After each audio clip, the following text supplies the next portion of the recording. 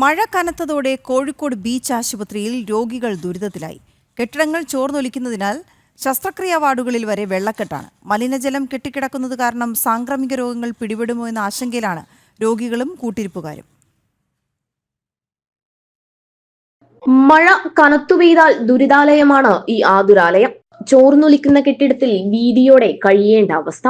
കഴിഞ്ഞ ദിവസങ്ങളിൽ വീശിയടിച്ച കാറ്റിൽ കാലപ്പഴക്കം ചെന്ന കെട്ടിടത്തിലെ മേൽക്കൂരയിലെ ഓടുകൾ പറന്നുപോയിരുന്നു.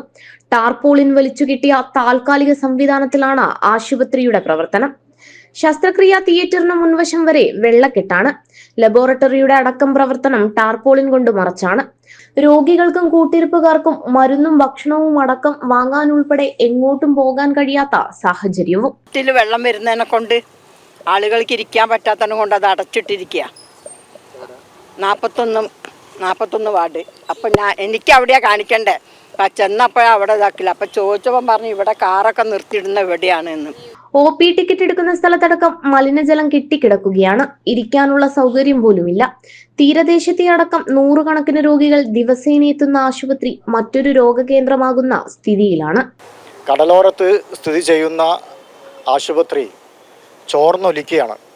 സ്ത്രീകളുടെയും കുട്ടികളുടെയും വാർഡിനടുത്ത്, ശസ്ത്രക്രിയ ചെയ്യുന്ന വാർഡിനടുത്ത് വരാന്തയിൽ വിടുവായുത്തം പറയാതെ ജനങ്ങളെ സേവിക്കാനുള്ള കാര്യം ചെയ്യണമെന്നാണ് നാട്ടുകാർക്ക് ആവശ്യപ്പെടാനുള്ളത്.